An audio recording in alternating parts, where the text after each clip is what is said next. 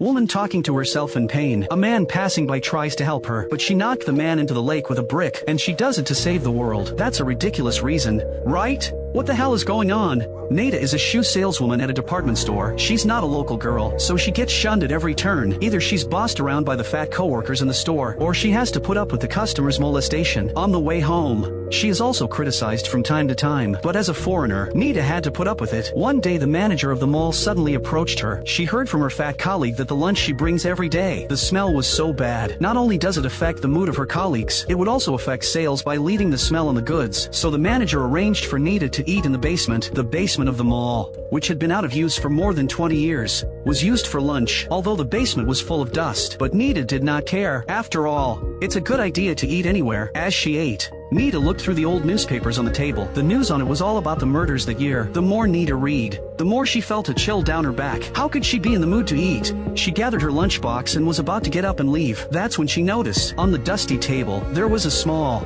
spotless drawer. Nita's curiosity was drawn to it. Could there be something valuable inside? Nita's hand had just pulled the drawer. Nita's hand was cut by the handle. Looking at the blood on her finger, Nita shivered viciously, slowly opened the small drawer, pulled out a wooden plaque from it, and the blood on her finger just happened to rub against the wooden plaque. Looking at the special symbols on the wooden plate, Nita wondered if it could be an antique. She was afraid that someone would come in at that moment. Nita rushed to pack the wooden plaque. Then she turned off the lights and left. Back home, Nita watched TV. She had forgotten all about the wooden plaque. Then Nita suddenly heard a strange sound in her bag. There was a strange sound in her bag. Could it be the wooden plaque? She took it out of her bag. She didn't expect it to speak. Hello.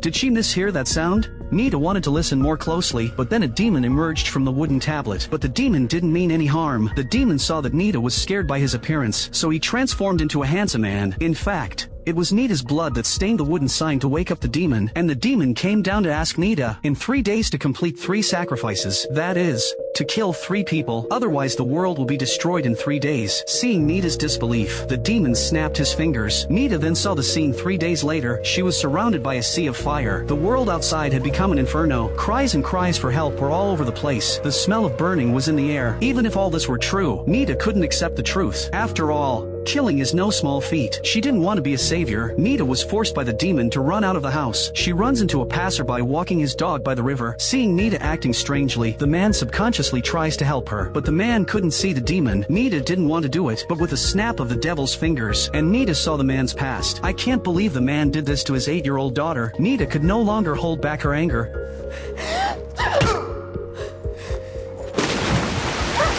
This is the first person Nita has killed. One of the 3 lines on the wooden sign was missing. In those days, there was no surveillance, so the police were at their wits' end when it came to murder. With the experience of her first murder, Nita got bold. She chose a weapon she could use. Then she went to the bar to watch for her next target. She caught a glimpse of the creepy guy who'd been harassing her. Nita used a beauty trick. She successfully seduced him into taking her home. Then she took advantage of him. Nita is trying to escape from the scene, but then the creep's brother came back, and the brother happens to see her. Who are you?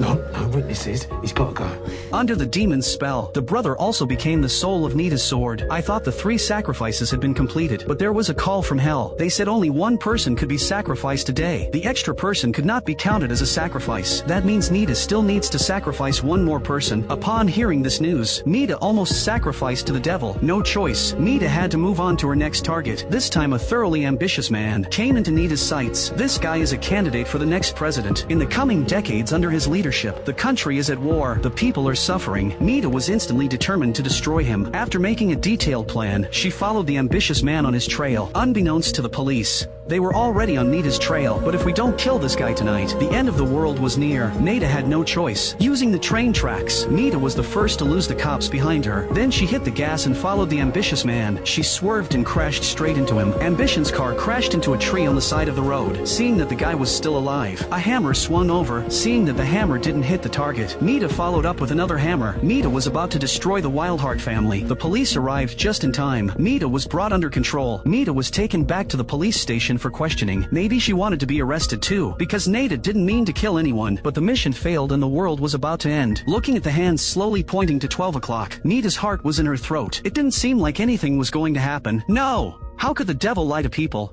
As the air raid siren sounded, the world has come to an end. Jesus Christ, lift on it. There's a fog